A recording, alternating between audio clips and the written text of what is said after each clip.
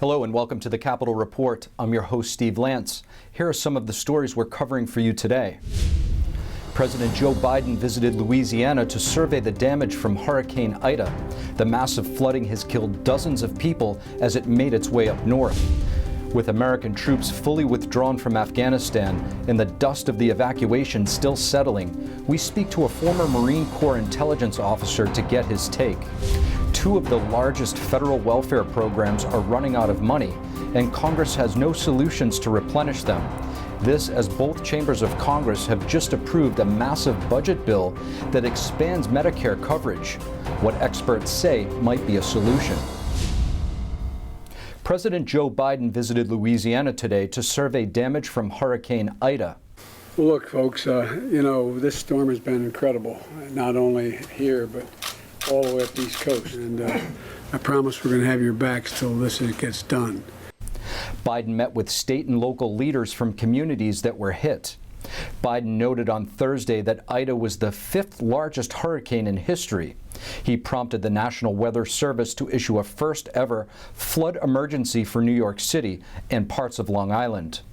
The remnants of Hurricane Ida dumped historic rain over the tri-state area. Dozens of deaths have been linked to flooding from Maryland to New York. There are many still desperate to flee Afghanistan's Taliban.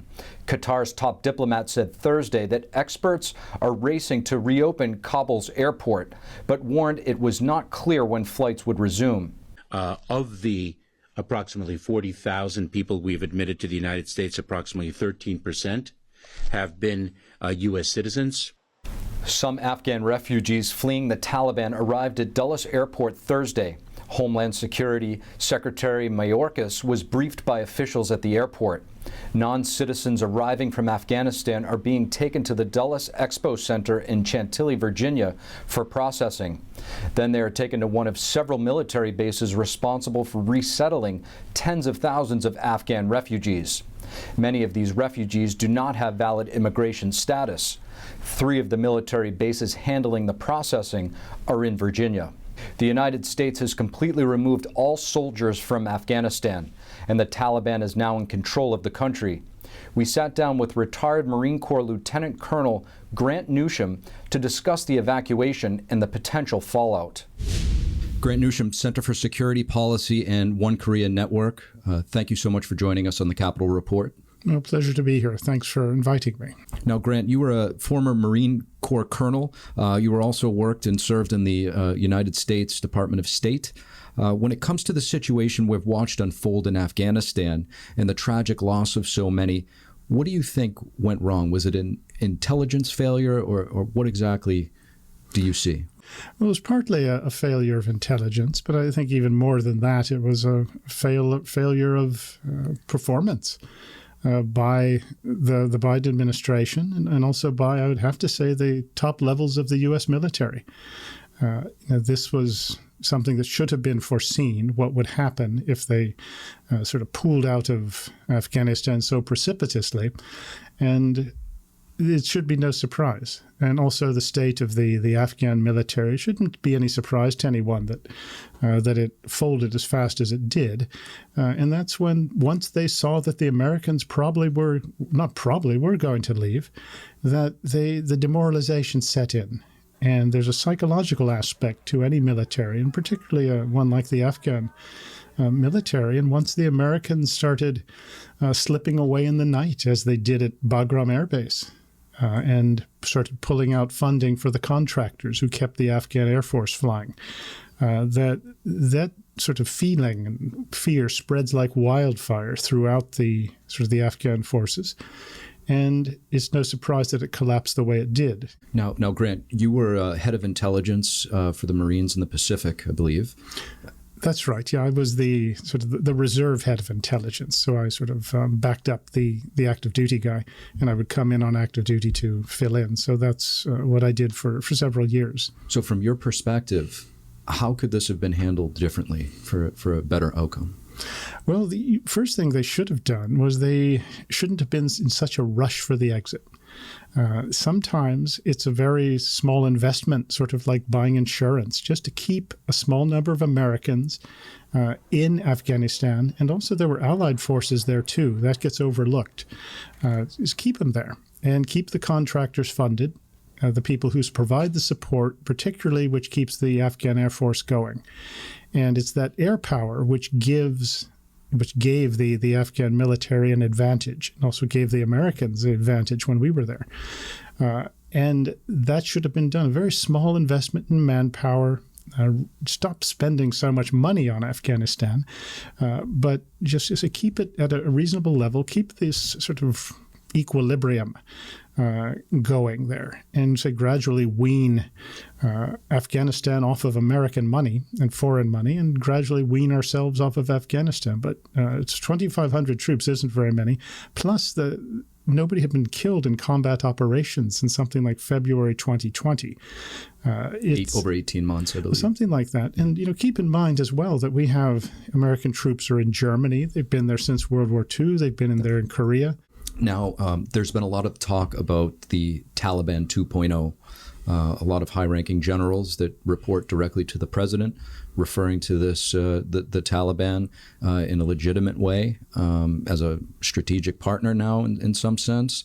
Do you see any difference between Taliban 2.0 and the ones that killed our Marines, our Army, our Special Forces in the beginning and during Operation Enduring Freedom?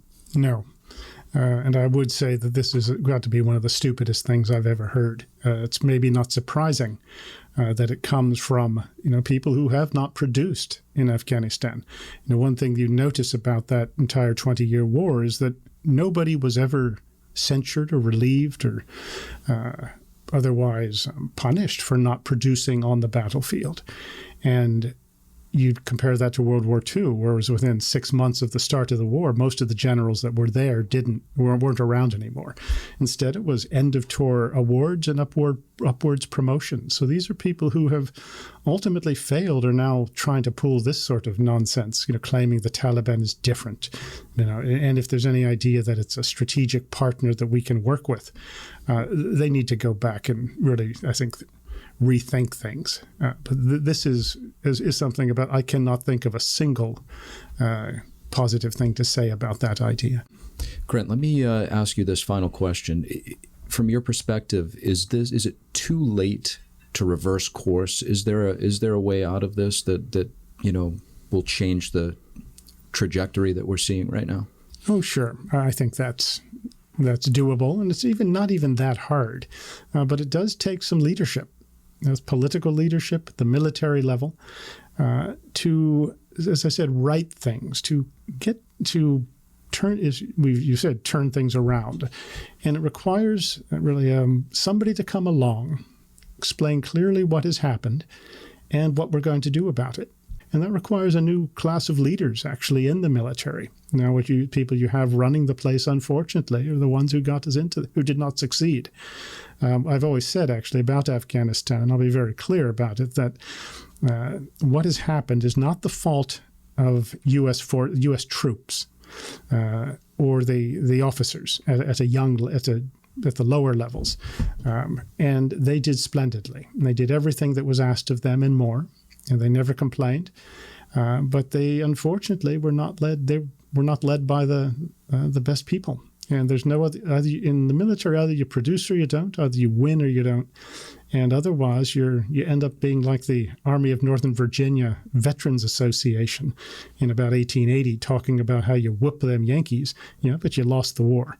And so the quality of the troops, the young officers, is excellent. And my advice is listen to find some of them and push them up fast. Grant Newsham, thank you so much for your thoughtful insights, and thank you for your service. Pleasure to be here. Thank you very much. And two of the largest federal welfare programs are running out of money. So far, Congress has no solutions to replenish them. NTD's Melina Wisecup joins us now to break down the issue. So, Melina, Washington, D.C.'s Committee for a Responsible Federal Budget just released a report this week about Social Security and Medicare exhausting their funds. What does this mean? Steve, this latest report projects that Social Security will be depleted by 2033. That's a year earlier than previous projections show. Another thing this latest report points out is that Medicare will be insolvent by 2026. That's just over 4 years from now. Now, what exactly does that mean? A healthcare policy director explains for us. Really talking about is the Medicare Hospital Trust Fund, which is funded by payroll taxes. And over time, that trust fund has built up. For many years now, we've been spending more annually than we're taking into the trust fund. Immediately after these Social Security and Medicare reports came out, Senator Ron Wyden, who's the chairman of the Senate Finance Committee, issued a comment on the issue saying, quote, "That means that workers in the future will take a 25% cut in benefits, even though they'll still be contributing to Social Security with every single paycheck." But he and no other Congress members have thus far proposed a plan or a solution to solve any of these issues, Steve. So even as Medicare is running dry, both chambers of Congress have just approved that massive budget bill that will expand Medicare coverage. Melina, how is Congress proposing to pay for this? Now, that budget bill that you're referring to is Bernie Sanders' $3.5 trillion social welfare and climate bill. And like you mentioned, yes, both chambers of Congress have approved it, but that's just the first step. Congress will still have to take up another vote on this. And actually, it's looking like there might be a rocky path ahead there, especially in the Senate with those two moderate Democrats who have spoken out against it. Just this week, Senator Joe Manchin just said that he is urging Congress to push a pause button on this budget bill because he says a pause is warranted since it'll give them more time to bring some clarity to the trajectory of the pandemic and whether or not this inflation that we're seeing today is in fact transitory, like some are saying. Now, to answer your question, how Congress plans to pay for this, well, if those progressive Democrats and those who support this $3.5 trillion budget bill have their way, they'll pay for it through taxing the wealthy. Now, listed in this budget bill, one of its investments is Medicare expansion, lowering the age for Medicare eligibilities, meaning adding more recipients to the roll and expanding the coverage to include dental, hearing, and vision. Now, they list those are some investments. Now, the offsets, meaning how they're going to pay for it, would be through a wealth tax. And there's also something in there that they expect to raise revenue through health care savings, although it's unclear exactly what that refers to, Steve. So we know Congress can't ignore this for long, otherwise it will be a disaster for young Americans who have contributed and eventually need to draw from these federal programs. Knowing that Congress hasn't proposed any solutions yet, Melina, can you tell us, is there anyone that you're hearing from that has proposed any solutions? Steve, some tax policy experts are suggesting to promptly cut these rapidly growing benefits. Now, the Committee for a Responsible Budget proposed a couple of solutions. They say that we should immediately increase payroll taxes by 27% and also reduce the amount of spending on these programs by at least 21%. So those are some of the solutions that have been proposed so far, Steve. Melina, thank you for that. Texas can now lawfully enforce banning most abortions after the Supreme Court's latest vote on the issue. It was a tight 5-4 vote with only Chief Justice Roberts siding with the liberals. Under Texas's new law, doctors cannot perform an abortion if the baby's heartbeat is detected. The Supreme Court is letting the law stand for now, but it could be taken up again. The justices emphasized that this vote does not resolve definitively any claim in the lawsuit. Chief Justice John Roberts tried to block the new abortion ban and was joined by 3 other justices who argue this may be unconstitutional because it appears to conflict with previous Supreme Court rulings on the issue. The issue was mentioned by Virginia gubernatorial candidate Terry McAuliffe. He wrote on Twitter, quote, "If Glenn Youngkin wins this race, he will try to ban abortion here in Virginia," end quote. In response, Republican candidate Glenn Youngkin called his views extreme, saying he's focused on making sure that Terry McAuliffe's extreme agenda, which promotes abortion all the way up through and including birth, is not part of Virginia's future. The World Health Organization is warning of a new variant. This one may be even more resistant to the vaccines than the already resistant Delta. And with vaccines showing resistance and new variants on the horizon, we speak with a physician to get his outlook going into the winter. a time when most viral infections tend to surge. And the opioid epidemic is reaching record levels. The U.S.'s greatest adversary may be to blame. The World Health Organization just announced a new variant of the Chinese Communist Party virus that they're concerned about. The muvariant, spelled MU, is said to be even more contagious than the Delta, and the World Health Organization warns that this variant could be even more resistant to the current vaccines. This variant is primarily circulating in the country of Colombia in South America. However, cases are popping up around the world, with Japan reporting the country's first several cases of the muvariant on Thursday. Health agencies around the world have started to recognize that those with naturally acquired immunity to the CCP virus have actually obtained superior protection than those who have received the vaccines, which means if you have had the virus and developed the antibodies, you are likely more protected than those who have received the vaccine. We spoke to physician Dr. Dan Stock to get his thoughts on the direction he thinks we're heading going into the winter. Dr. Dan Stock, board-certified functional family medicine physician, thank you for joining us on the Capitol Report.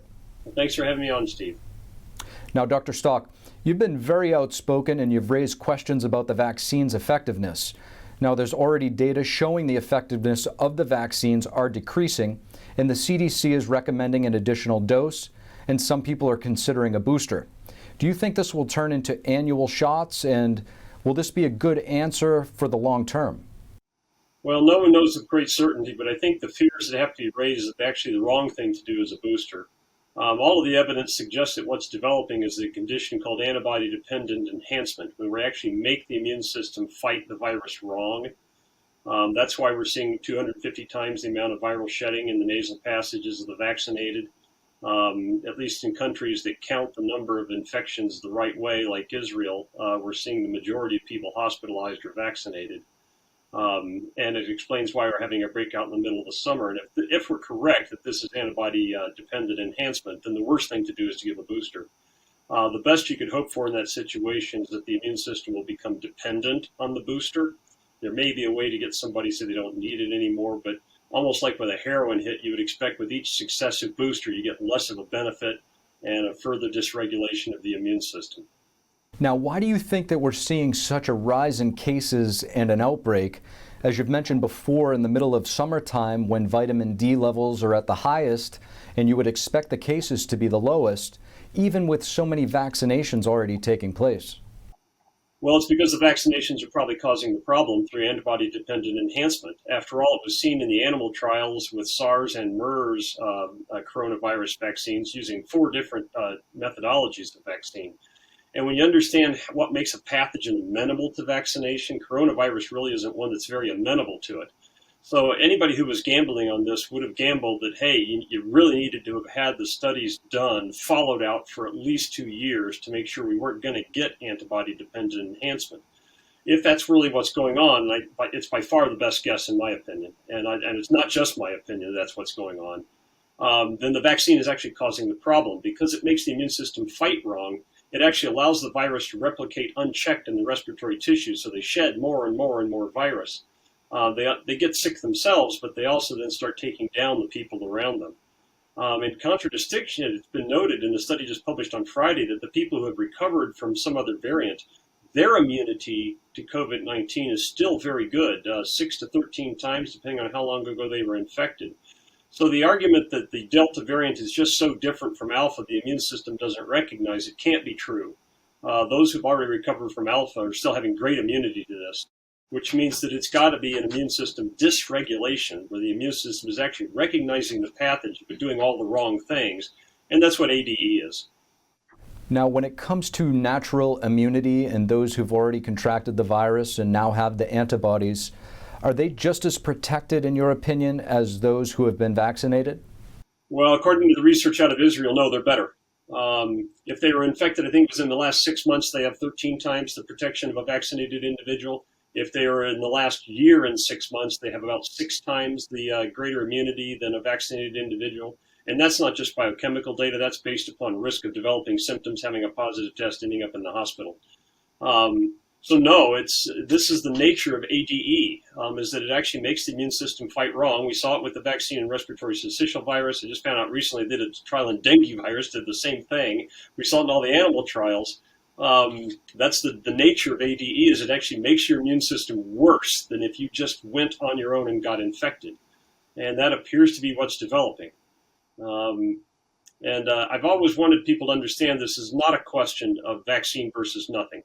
This is a question of vaccine versus augmented natural immunity, where we give things like vitamin D, zinc, selenium, iron, iodine, and if you have breakthrough symptoms, ivermectin, hydroxychloroquine.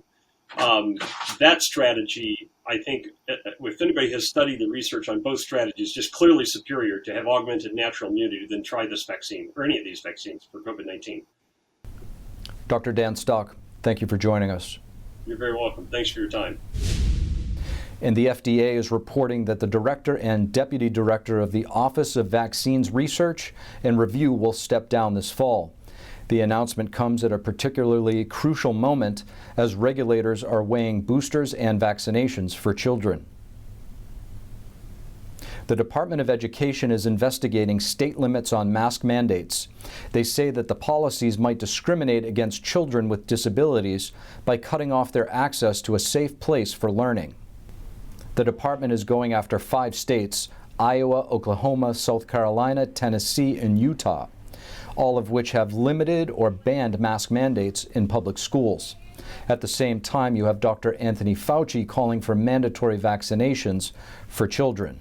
I believe that mandating vaccines for children to appear in school is a good idea. On Tuesday, 4 Christian female soccer players won the first round in their legal suit against Western Michigan University. They allege WMU is violating their constitutional rights by requiring them to get vaccinated or otherwise be dropped from the soccer team. And a church in Los Angeles County has just settled on a long-fought legal battle. The church has been battling the harsh lockdown restrictions on houses of worship since the beginning of the pandemic. Los Angeles County officials have signed off and will be granting the church $800,000 to settle the dispute. And Washington Nationals Vice President Bob Boone is resigning over the vaccine mandates within the Nationals organization.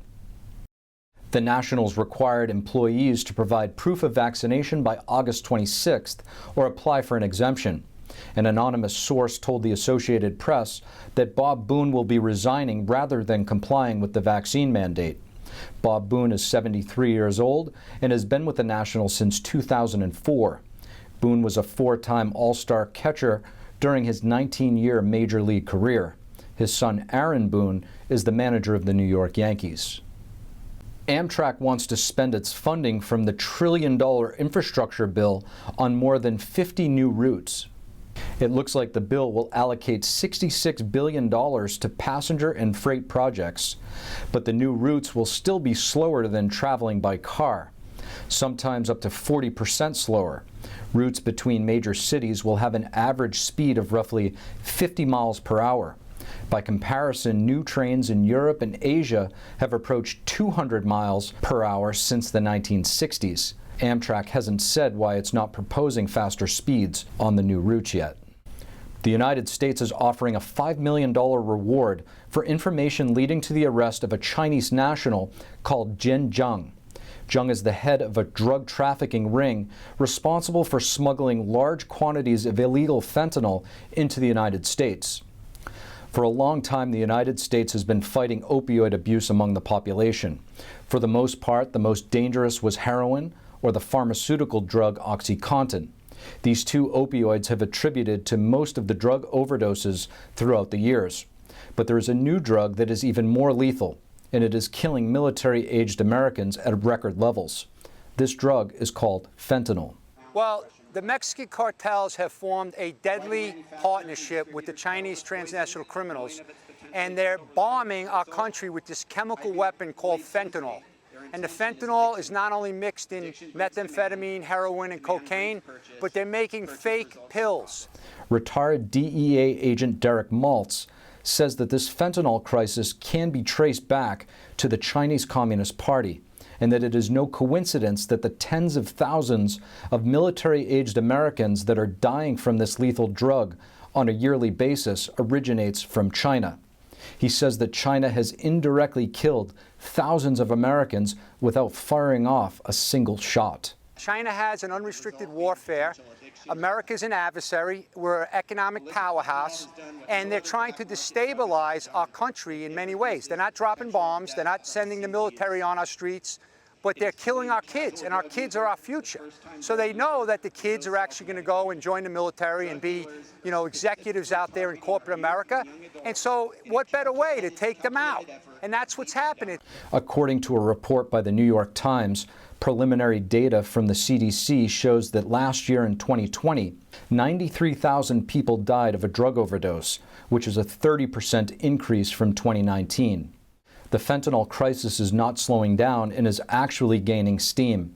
This is why Virginia Krieger, a mother who lost her daughter to a fentanyl overdose, held an event outside of the Chinese embassy in Washington, D.C. Yes, my only daughter, Tiffany, died, and she was poisoned in 2015 by illicit fentanyl that was put in the form of a trademark Percocet. But it wasn't a Percocet, it was actually pure fentanyl, and it claimed her life. After that, I started investigating to figure out where is this coming from, how is it affecting our children, and how is it getting to them. Virginia's daughter Tiffany left behind 2 young children, and she says that this lays at the hands mostly of the Chinese Communist regime. She references the fact that the CCP goes to such great lengths to surveil and stalk political and religious believers in China, and that with a snap of their totalitarian fingers, they could easily curb the illegal exporting of illicit fentanyl. We know that China has one of the highest surveillance states in the world. And yet, for some reason, they're trying to convince the community at large that they're unable to control this. And we find that to be completely unacceptable. Now, one message that the folks we interviewed in this piece really wanted to get out was that these fake pills laced with fentanyl are targeting everyday Americans, college students, working professionals, and the like. People go to a party and they think they're taking a less lethal party drug, and the next thing you know, they've died of a fentanyl overdose. And they also say the Chinese regime knows full well that this is happening and continues to allow large quantities of this highly addictive poison to be exported into the United States. And that's all for today's Capitol Report. I'm Steve Lance, and please don't forget to like and subscribe below. Thanks for joining us, and we'll see you next time.